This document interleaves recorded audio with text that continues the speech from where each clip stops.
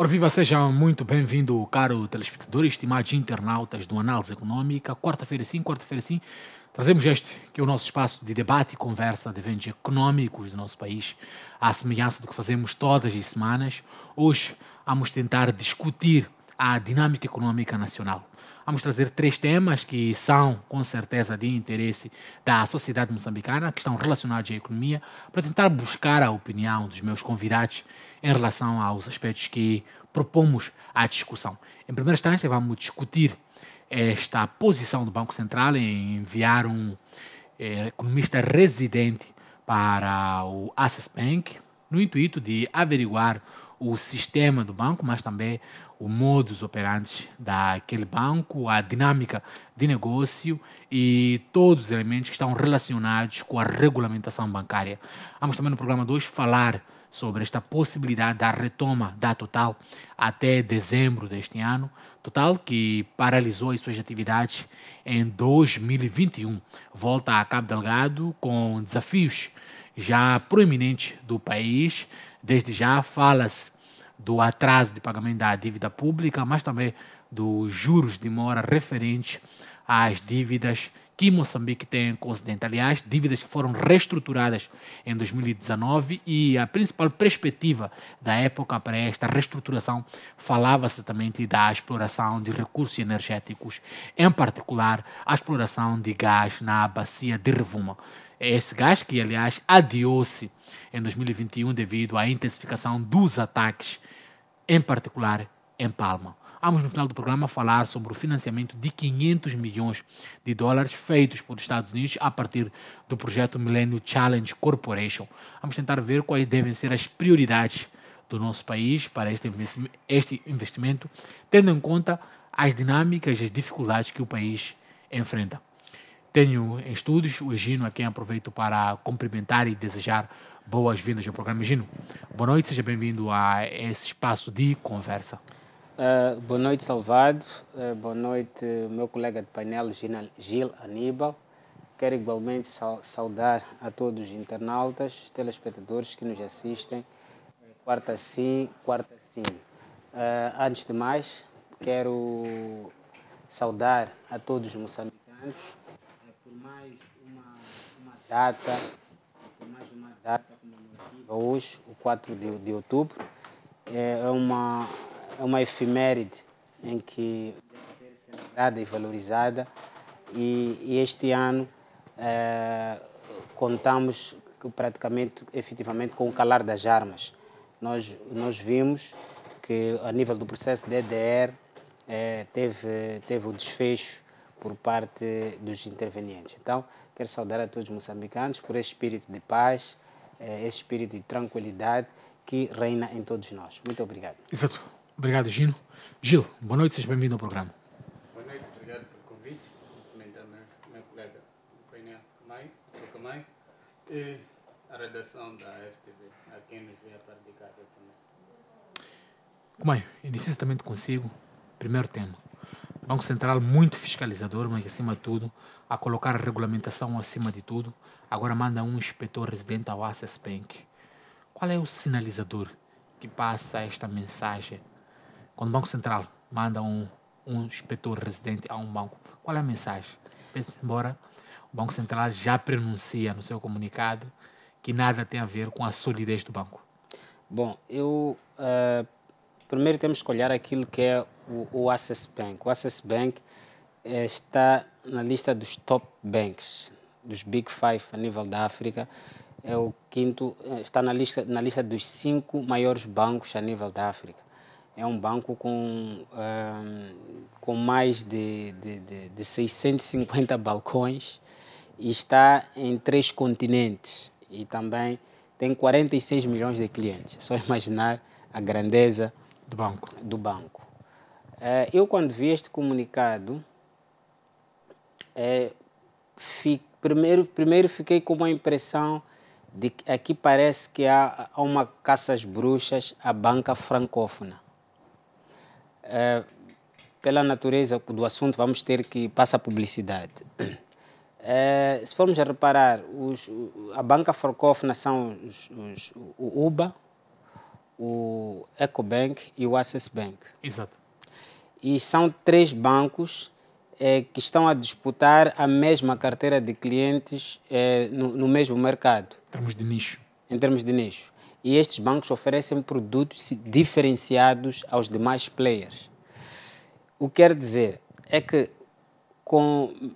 mesmo com o menor número de agências que eles têm, eles conseguem se afirmar no mercado, porque têm produtos que a banca portuguesa, que a banca inglesa não dispõe. Isto, a dado momento, é bom para o mercado, mas acaba robustecendo estes mesmos bancos. Então, eu, logo na primeira instância, olhei que parece, porque se diz que não tem a ver com a liquidez financeira, parece ser uma caça às bruxas. Qual é a explicação que leva o Banco Central a enviar um inspetor residente, pese embora a solidez do banco esteja naquilo que é o comunicado de imprensa, diziam que quer monitorar o modelo de negócio, quer verificar a estratégia do banco, acompanhar e analisar o desenvolvimento de sistemas de controle interno e também participar nas reuniões de direção. O que eu acho que já foge um bocadinho do escopo daquilo que é a gênese, o que é a natureza do Banco Central. O Banco Central, ele é supervisor, mas por outro lado também é player. Então, eu sou da opinião que esta atividade de supervisão, esta atividade de fiscalização, devia ser eventualmente por parte da Associação Moçambicana de Bancos, para este tipo de atividade que eles estão a fazer, devia ser parte da Associação Moçambicana de Bancos ou o Banco Central mandatar uma empresa de consultoria certificada para verificar se há conformidades ou não conformidades. Porque não faz muito sentido um player o player também ser o regulador e querer... há uma ingerência por parte do Banco Central naquilo que é o modelo de negócio. Então, eu não vejo clareza nesta ação do Banco de Moçambique. Banco Central. Gil, não era um inspetor para o Access Bank. Passa uma mensagem. Residente, aliás.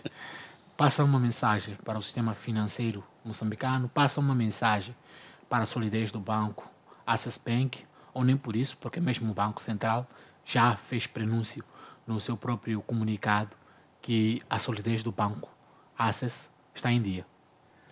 Bem, eu penso que o Banco de Moçambique está a atuar como se fosse polícia de trânsito, né? O que não é muito bom para o sistema financeiro. Isso significa desconfiar os seus próprios, vamos assim dizer, os principais players que fazem o sistema financeiro. Porque o Banco de Moçambique sozinho não faz o sistema financeiro. Exato. O sistema financeiro moçambicano está o regulador, que é o Banco Central, e depois tem os bancos comerciais, incluindo pequenas agências, microcrédito, etc. Todos esses fazem parte do sistema financeiro formal de Moçambique. Agora, eu penso que o Banco de Moçambique continua a ter algumas irregularidades. Por exemplo, há que recordar que o Banco de Moçambique já passou a ser acionista de um dos bancos da praça. Ou seja, o regulador já começa a participar como um player ativo no mercado, vamos assim dizer, comercial, bancos comerciais. Esse é o primeiro aspecto que eu penso que, por causa dessa dualidade do Banco de Moçambique, ser regulador e ainda participar no mesmo negócio como banco comercial, através de alguma associação interna, acaba criando um espaço de negócio, o doing business financeiro duvidoso, menos confiável, não em termos do funcionamento, mas em termos do próprio regulador. Até aqui podemos avançar que seja o Banco de Moçambique como instituição, mas se calhar o problema seja com o governador do Banco de Moçambique, porque essas atitudes institucionais no passado não existiam. Então, já mandou no passado um inspetor também no Banco Standard, ou no Standard Bank, e tinha algumas razões que nós até achamos que era necessário e foi necessário enviar lá uma equipe de monitoria e supervisão residente para resolver-se algum problema pontual. Entretanto, não se verifica o mesmo para o Access Bank, porque aí o banco elogia o desempenho e performance do banco, mas envia lá um fiscalizador. Então, é um pouco tênue essa informação. Se calhar até podemos avançar que é lacunosa. Provavelmente o Banco de Moçambique saiba de algum problema no Banco Access que não quer divulgar ao público. Se calhar para não cometer o mesmo erro do Ecobank, Que anunciou a suspensão e não evocou os motivos. Que levaram à suspensão. Sim. Mas mesmo assim, o Banco de Moçambique não pode trabalhar na escuridão, não pode trabalhar no secretismo. É um banco, uma instituição do Estado que funciona na base de legalidade. Não é problema dizer-se que, olha, nós estamos a enviar um fiscalizador residente, um inspetor residente, ao abrigo do artigo X. Esse artigo X pode ser visto por todos nós, juristas, advogados e analistas, pesquisadores, para tentar perceber a gênese do problema. Porque esse é um problema. O inspetor do Banco de Moçambique, ao ser residente num banco comercial, acaba atuando como funcionário daquele banco. E um funcionário de topo. Exatamente.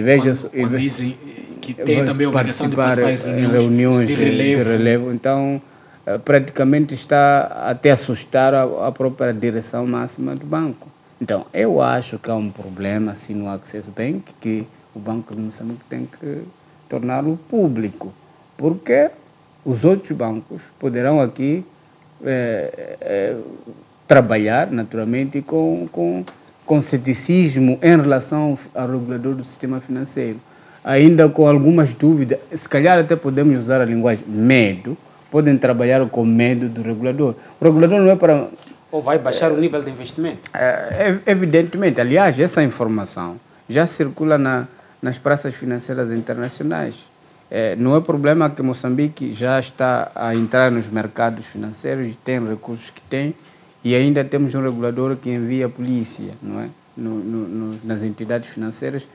O Moçambique pode não ser atrativo para serviços financeiros. Geno, este problema, se assim colocarmos, esta posição do Banco de Moçambique pode gerar alguns problemas no sistema financeiro?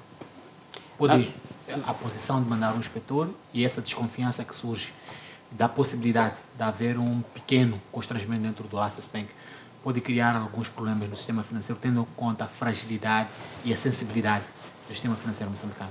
Exato. Mesmo no princípio, quando eu fiz aqui a contextualização, expliquei que no nosso sistema financeiro nós temos 3 segmentos. Temos a banca portuguesa, a banca sul-africana e a banca francófona. Temos aí o Société Générale, o Access Bank, o UBA e Ecobank. E estes bancos, a banca francófona, como o Access, o Ecobank e o UBA, são instituições que têm serviços específicos virados para o mercado internacional. E os seus maiores clientes são as empresas de oil and gas. Exato. Versus a banca portuguesa e a banca inglesa, que não tem muita expressão, que não tem serviços adequados para essas empresas grandes de oil and gas.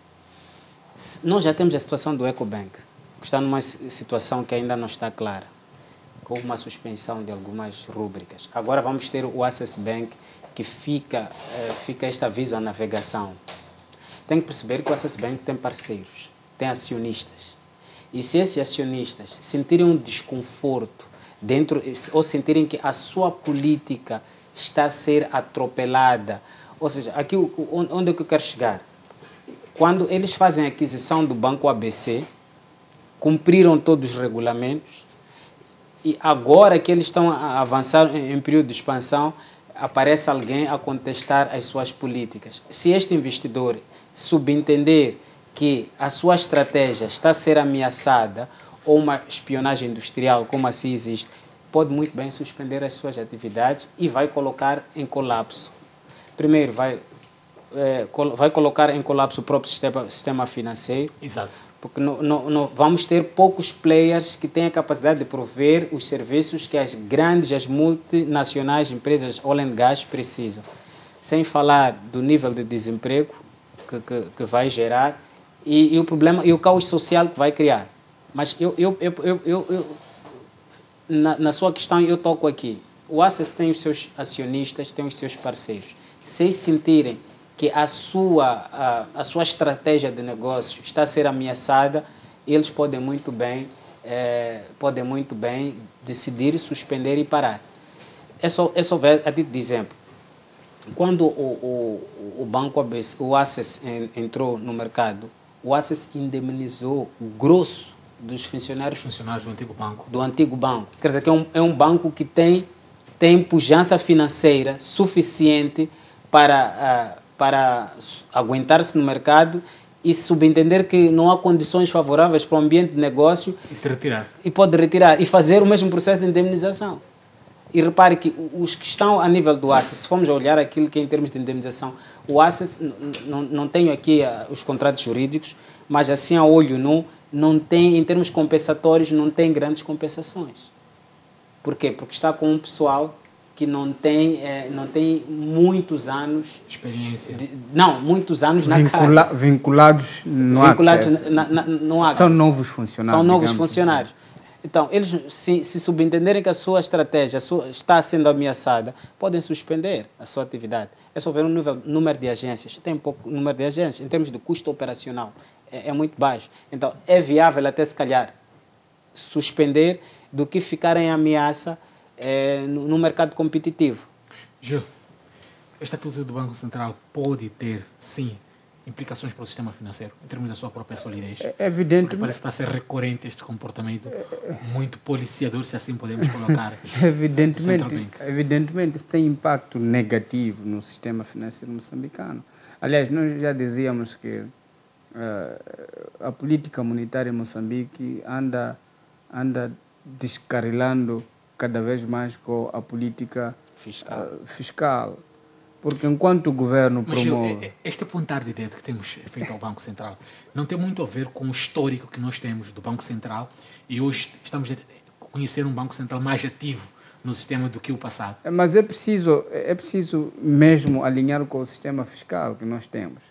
Porque os bancos comerciais pagam dividendos ao Estado e esse dinheiro vai via rubrica sistema fiscal, não é? A política fiscal, que é a arrecadação de receitas mais despesas de funcionamento do governo, etc. Então, quando o sistema monetário, que é da responsabilidade do Banco de Moçambique, começa a dificultar o doing business do próprio sistema, então aqui fica comprometido em termos de... como pensar? O nosso doing business é cada vez mais crítico. E o doing business não avalia apenas os mercados diferentes do mercado financeiro, também está nesse grupo. Então, esta atitude do Banco de Moçambique, se é que não era prática no passado e descobriu-se que era necessário, vamos assim dizer, impor disciplina... Uma postura mais ativa, mais participativa. Exatamente, no próprio sistema. Falha principalmente neste caso de Access Bank, quando não diz-nos o que está realmente a acontecer e manda lá um inspetor residente que ainda tem que participar em conselho de administração, se assim quiser, do banco. Olha, o que se decide, o que se discute em matéria no sistema, no conselho de administração, ou gestão do topo da empresa ou da instituição, quer financeira, são assuntos do core business da própria empresa. E está ali um fiscal do banco. Eles assumem o seu próprio risco. Exatamente. E está ali um fiscalizador que vem do regulador. Então, o nível de debate, o nível de visão do core business que não venha, vamos assim dizer, criar desconforto ao próprio regulador, são mínimas. Porque alguns segredos não poderão ser revelados naquele... Qualquer negócio tem um segredo. Exato. E nenhum... gestor do topo da Access Bank, nesse tipo de reuniões em que o regulador está lá representado por um vai revelar o segredo do banco. Daí que o sistema, a credibilidade e confiança do sistema financeiro vai ser posto em causa. Por isso que eu acho que o governador está a trabalhar muito bem, está a promover as ações legais do Banco de Moçambique, que há anos não se fazia sentir, mas é preciso ponderar certas coisas para não criar aqui um fosso entre política monetária e política fiscal. Porque esses bancos, alguns deles, é onde o dinheiro, o governo vai buscar quando vende títulos de tesouro, bilhete de tesouro, não é? Obrigações de tesouro, por aí. Gino, parece ser uma postura própria do Banco Central, mesmo no caso do Standard Bank, mandou um supervisor residente, um inspetor residente, e não disse razões.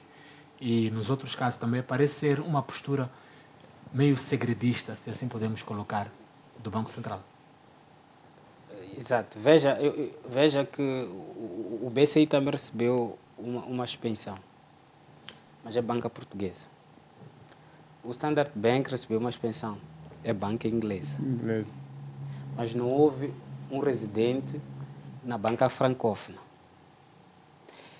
Estaria a ser precipitado eu se dissesse que há uma caça às bruxas à banca francófona, que é para manter-se no mercado. A banca inglesa e a banca portuguesa, que era o tradicional. Porque a postura que tem o Banco Central com a banca francófona é uma postura de desconfiança. Sabemos nós que a banca francófona, estamos a falar do Ecobank e o Access Bank, grande parte dos seus clientes são burundeses, nigerianos, que literalmente disse que a origem de fundos é duvidosa, as suas transações são duvidosas. Mas é o core business. E o próprio Banco Central, ao aceitar esses players, sabia o seu modo de operando. E hoje vem a ter conflituar. Vem a conflituar. É como eu digo, olha, Salvador, quero alugar a sua casa, faço isto, e subentendes que o meu negócio está a correr bem, voltas e dizes, não. Epa, isto aqui, os meus vizinhos não estão a gostar, dizem que isto não se faz, epa, tens que ver, mas nós temos um contrato. E sabias de antemão como é que que dinâmica diferente eu ofereço. Exato. Então, a leitura que eu faço no final do dia é esta, é que parece ser uma caça às bruxas para manter aquilo que era o nosso sistema financeiro, tradicional, que era a banca portuguesa e a banca sul-africana. Já, o nosso segundo tema de painel, que está relacionado com a retoma total, parece que já há datas, é dezembro, ou é até dezembro, que a total retoma, e esta retoma total encontra o país é um contexto um pouco conflituoso ou de dificuldades, desde a questão do atraso de pagamento da dívida, das dívidas do Estado, às despesas de juro, mas também nos últimos dias sentimos até problemas de financiar as despesas de funcionamento, concretamente as salariais. Pode ser um balão de oxigênio concreto esta possibilidade da retoma total hoje, tendo em conta que se volta hoje a operar, há a possibilidade que até 2028 saiam as primeiras gotas do gás. Eu sou certo com relação ao posicionamento da Total Energy, porque primeiro, ao invocar-se a força maior, logo de seguida o que aconteceu foi a suspensão de contratos nas empresas subcontratadas, que até hoje a Total Energy discute com essas empresas subcontratadas para rever as questões dos contratos já suspensos, o que se eventa a possibilidade de se aumentar os custos. A revisão desses contratos envolve acréscimo, o incremento de algum custo, porque aí evoca-se o time, depreciação do metical, por aí em diante. Então, nesta negociação, para trazê-los de volta, trazem com uma nova fasquia. Com uma nova fasquia, e não só olhando pelo time, eu penso que até dezembro é muito improvável. É muito improvável porque, primeiro, essas empresas não são nacionais. A maior parte delas são internacionais, que a sua mobilização, para além de envolver tempo, envolve também recursos humanos e financeiros e materiais, que não podem chegar até dezembro e começar-se a efetivar um trabalho sério e ainda notável na bacia de Rovuma. Eu sou muito cético, mas eu posso dizer que há essa intenção. Uma intenção. Essa intenção é uma sinalização de uma intenção. Reflete a priori sinônimo de estabilidade? Estabilidade na região? Não efetivamente ao lado da Total Energy, porque, como sabem, enviou aqui um consultor, fez o relatório e deixou recomendações. Uma das recomendações exigia que o Estado moçambicano devia dispensar as forças de defesa e segurança nacionais e criasse uma força militar paralela e privada. essa questão ainda o governo não deu uma luz verde, não resolveu essa questão. E esta é uma posição que talvez aumente os custos operacionais Exatamente. da própria Total, reivindicando cada vez mais bônus menos acrescidos ao nosso governo. Exatamente. O dado importante ali foi de anunciar um fundo para questões humanitárias. Essa rubrica também o governo não aprovou. Então, essas duas intenções da Total, se não forem resolvidas urgentemente, associando-se com aquilo que eu disse em relação às empresas subcontratadas, hoje estamos a falar de outubro, novembro é amanhã, dezembro é daqui a 2 meses. Outubro, novembro, dezembro. Então, eu sou muito cético em relação a estas datas de retorno da Total Energia Moçambique este ano, mas posso sim ter reservas a partir de 2024, porque, como sabe, o setor de petróleo em todo o mundo é muito e maioritariamente influenciado pelo Poder Executivo. Então, não vejo que ela venha avançar com grandes negócios e acordos com o governo, enquanto sabe que o país vai entrar em eleições. Parece um pouco paralelo isto. Então, geopoliticamente não funciona. 2024, Moçambique, entre as eleições presidenciais, talvez haja mudança do governo. E isso também pode influenciar nos contratos, aliás, contratos com bastante incerteza. Não pode influenciar, influencia, porque a partir de junho, o governo de Moçambique, que vai cessar, já não pode praticar atos administrativos significativos. O país fica a ser gerido por uma comissão. Os ministros vão sim nos seus ministérios, mas não podem aprovar grandes empreitadas, projetos do Estado. Daí que a negociação de acordos significativos entre uma empresa que quer se firmar numa transição de poder, eu penso que pode não ter lugar. Não havendo lugar, a Total aqui, se calhar, pode sim efetivamente regressar para 2025. Atrasando cada vez mais, Gino, os proveitos que Moçambique espera ter neste projeto. Exato. Eu quando vi este pronunciamento da Total, eu recordei-me aqui daquela metáfora, quando nós vamos a um restaurante e o waiters, né? Ele chega, deixa os pratos e os talheres e depois volta. Quando nós já reclamamos, depois ele volta, traz vinagre. Depois, quando damos sinal, depois traz água. Depois, quando damos sinal, depois... Quer dizer... Está a fazer um jogo de tempo até que o prato principal chegue à mesa. Sim, sim. É a postura que eu vejo da Total. Estamos nesse processo desde 2021. Exato. Né? E muito mais até. Muito discutiu-se em 2022 sim, da possibilidade da retoma da Total. Da retoma da Total. E a Total coloca em risco a soberania. Coloca em risco a soberania para a sua execução. É como se fizesse uma escolha de, olha, a nossa ideia é esta, mas vocês também têm que deixar aqui o mercado livre. Eu, por acaso, já tive a possibilidade de estar em Cabo Delgado, o perímetro da FUNS, o nível de segurança é muito alto. Dizer que, ok, há condições agora para a retoma por conta do nível de segurança, eu até posso concordar. O nível de segurança no perímetro, naquele perímetro relacionado ao projeto é favorável. É favorável.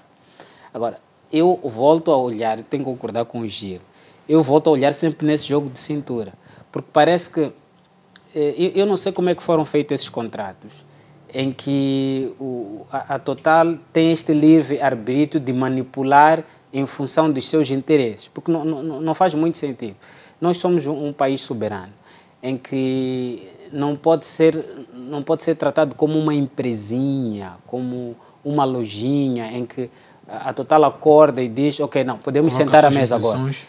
Depois volta, depois manda um enviado que só chega aqui, deixa um recado e depois cria uma própria especulação a nível do mercado. E essa especulação que cria a nível do mercado deixa-nos numa situação refém por compromissos com a banca, porque fica-se a olhar, ok, tudo bem, se a Total vai avançar, ok, há uma perspectiva de conseguir se honrar com os compromissos na banca, a nível dos mercados financeiros, e depois eles voltam a tirar a Xuxa e eventualmente, os fundos que podiam servir para honrar com os compromissos na banca, com este anúncio da Total, dizemos que não, ok, vamos aplicar para estas rubricas. Exato. E depois aliás, a maior discussão que se levanta hoje é essa questão da capacidade de Moçambique fazer face às suas dívidas. Aliás, reestruturou as dívidas em 2021 e 2022, a contar exatamente com esses recursos. Sim, então, eu quando vi isto, isto parece mais aqui é uma coisa que eu não estou a perceber muito bem. A Total tem por estratégia sempre avança no sinal. Mas acredita que até em dezembro poderá voltar às Eu atividades? acredito muito pouco, por razões muito simples. Nós estamos é uma questão cultural. Uma questão cultural. Estamos em vésperas de final do ano, estamos em meio a período de eleições, já dia 11 vai-se às urnas para se decidir.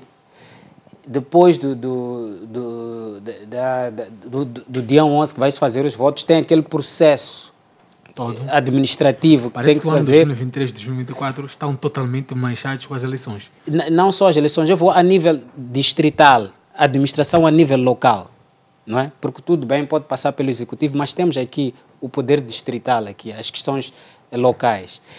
Ainda não vai ter tanto poder para poder decidir. Então, eu acho que só foi um teaser, eu assim chamo. Sou muito cético. Eu concordo com o Gil, sou muito cético com relação à retoma da Total para dezembro. Primeiro, porque pelo compliance que eles têm, o nível de exigências que eles têm, para anunciarem que vamos retomar, se há mais de um ano já estão a anunciar a retoma.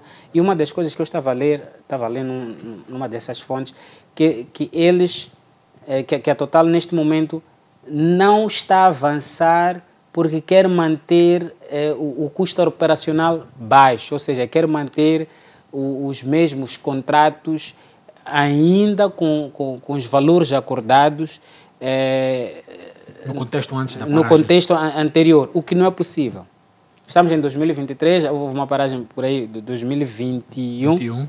Quase mais de 2 anos. Mais de 2 anos. Não é possível manter-se as mesmas rúbricas, manter-se os mesmos contratos. Então, eu acredito muito pouco.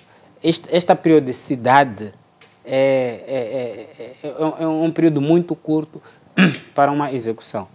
Gil, a que se devem essas jogadas, se assim podemos colocar, da Total em relação a esses pronunciamentos, volta, não volta, há ou não condições? Mandamos um especialista, mandamos um analista para a região ir ver. A que se deve esta toda manobra? Eu penso que é despreparo do próprio Estado, porque o Estado, quando descobre recursos, principalmente ligados ao setor energético, a primeira condição que faz é garantir a segurança interna robusta. O Estado moçambicano deixou de investir há mais de 30 anos. É o que o Presidente da República descobriu logo que tornou-se Presidente. E disse que as nossas forças de defesa e segurança ficaram paradas no tempo. Então, isso propiciou a vulnerabilidade do Estado ao nível da província de Cabo Delgado, em que a insurgência vinha acontecendo desde a década de 90, por aí. Os relatores mostram 89, 1989, 1989 a 90. Já se instalava. Sim, a própria Havia Enet, essa a própria ENAI, por aí já tinha... Havia essa insurgência. Entretanto, o que aconteceu foi a capitalização da insurgência para o terrorismo, devido mesmo ao despreparo do próprio Estado. Ou seja, um Estado como a Rússia, em que elimina terroristas em menos de segundos, não teríamos esse assunto em Cabo Delgado desde 2017. Aquilo é o sinal de que nós, nas nossas forças de defesa e segurança, não investimos em termos de recursos materiais, principalmente. Treinamos muito, formamos muito, em termos administrativos, tudo bem. Mas como é que estamos em termos de... operacionais. Exatamente. Como é que estamos em termos de equipamento naval, Material aéreo, material bélico? Está tudo quase... Foi naturalmente incipiente. Daí que esta fragilidade criou também a fragilidade de tantos outros negócios, porque essa indústria anda ao lado das armas. A indústria petrolífera no mundo anda com as armas. É o poder. Sim, é que mesmo- gasta-se bilhões e é preciso assegurar esses bilhões de dólares com uma força de segurança que funciona. Sim, só ver, por Principalmente quando não é o Estado que toma as rédeas do investimento. Como Noruega, por exemplo, é que investe mais do que as multinacionais. O que difere com Moçambique, em que a maior parte do dinheiro é dos 90%. quase 90% Ou mais do dos que isso. investidores. Então, eu penso que os termos contratuais propiciaram naturalmente esta vantagem de possibilidade de chantagens Acha que a aos Total ativos. acha que a Total nesse momento tem vantagem suficiente para estar a chantagear o governo? São ações de chantagem estas, classifica-se? Eu penso que é chantagem ao governo, porque ela sabe que o governo não poderá fazer grande coisa devido aos termos contratuais existentes, como foram fechados. E não só, é que nesses termos contratuais há cláusulas que também amaram o próprio executivo em termos financeiros. Ou seja, enquanto é regulador, ao lado também é pedinte de quem ele regula. Ou seja, para funcionar é o Estado, o governo e algumas instituições. Depende do dinheiro que a Total tem que dar. Então, quando é assim, cria a fragilidade do poder do Estado. Porque o poder do Estado é exercido através das instituições. Então, uma instituição que para o seu funcionamento tem que depender de verbas de quem tem que ser regulado, eu penso que não vai funcionar efetivamente. Aliás, há que perceber quando a insurgência iniciou, parece-me que a Total Energy, na altura era Nadarco, não é? Sim. Já participava no financiamento das Forças de Defesa e Segurança. Então, estamos a dizer o quê? Estamos a dizer que uma empresa que veio explorar gás, mas dá dinheiro ao executivo para equipar militarmente, para defender interesses da mesma... Não funciona. Então, isso é fragilidade do Estado.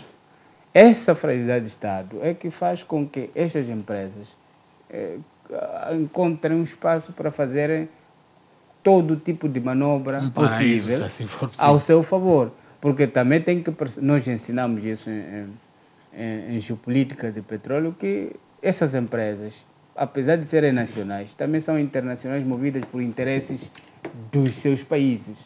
Então, aqui há jogos geopolíticos que ninguém sabe. E as empresas vão cumprindo ordens, não é, das empresas mãe do regime político lá de fora, por exemplo, Itália, ou América, França, ou França, etc. olhando, por exemplo, esta... E aqui isso Total é é um França. campo apenas Sim, de Total implementação. França, a questão da França, o Níger, Yeah. quer dizer... França que nos últimos Então- tempos tem tido um asterisco no seu nome Sim. a nível da geopolítica internacional. Exatamente. Então, isto eu penso que é sim fragilidade do Estado, porque não se preparou. E não só, há que perceber que também na componente de negócios da França, a França sempre explorou em situações difíceis. Por exemplo, num dos países asiáticos está a explorar em condições de segurança muito péssimas do que essa de Cabo Delgado. Então, este é um compasso de tempo que está sendo feito para atrasar os ganhos do governo. Por quê? Porque não podemos dissociar os adiamentos desses projetos que deveriam ter sido fechados em 2019. O primeiro gás daquela bacia ia sair em 2019, que até hoje não saiu, pelo menos na área de Total Energy, era para 2019, e hoje estamos a falar de 2023, 4 anos depois. O gás não sai e ainda não há perspectivas diretas muito claras sobre quando vai sair. Então, isso aqui não se dissocia com aquilo que nós chamamos de atrasar o desenvolvimento da economia de um determinado país. Ou seja, capturas os recursos, mas atrasas o desenvolvimento. Porque a indústria de petróleo não desenvolve na fase de pesquisa. O Estado não ganha muito na fase de pesquisa, ganha sim quando já começa a produzir. Então, produzindo o gás, um projeto que seria da Total, etc., Moçambique teria uma economia com uma velocidade muito assustadora. Diferente, até pelo menos da atual. Exatamente. Então, isso também não é de agrado de quem olha para Moçambique como um mercado de capitais, um mercado de venda de dinheiro. Esses dinheiros que se aprovam não entram aqui a custo zero. Aquilo é um investimento estrangeiro que nós temos que pagar.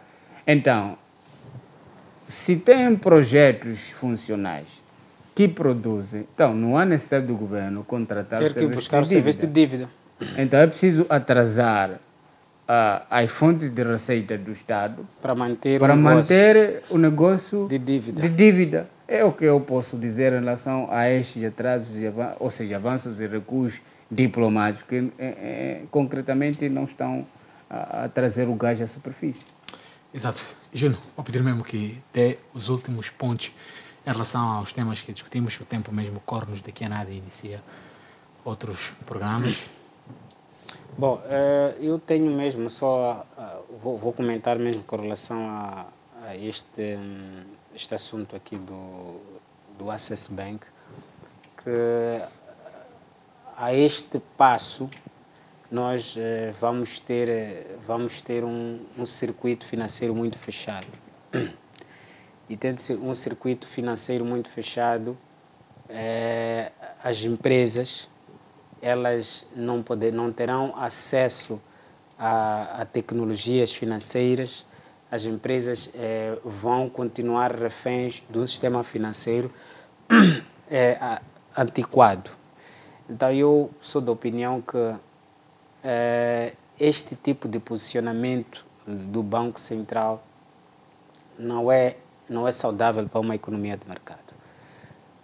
Não somos as pessoas que podem mudar o rumo da coisa, mas não vejo os anos a este posicionamento, não vejo os próximos anos a termos um sistema financeiro robusto e super tecnológico.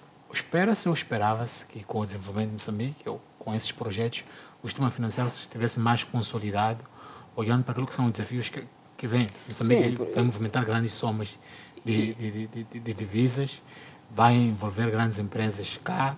Era necessário que Moçambique tivesse um sistema financeiro que seja capaz de responder à dinâmica da atividade econômica, pelo menos para este contexto da realidade. É isso que me preocupa, porque estes bancos, tenho que falar aqui os nomes, o Access Bank, o Ecobank e o UBA, são os bancos que estão que têm os protocolos internacionais, são os bancos que têm transações ao nível da Total Energy, a nível da Nadarco e por aí diante. Então, se tiram estes mesmos bancos, fica aqui a banca portuguesa, que é o BIM e o BCI, que a nível de top banks, eles não estão classificados para esse tipo de transações. Nós não vamos ter investimento.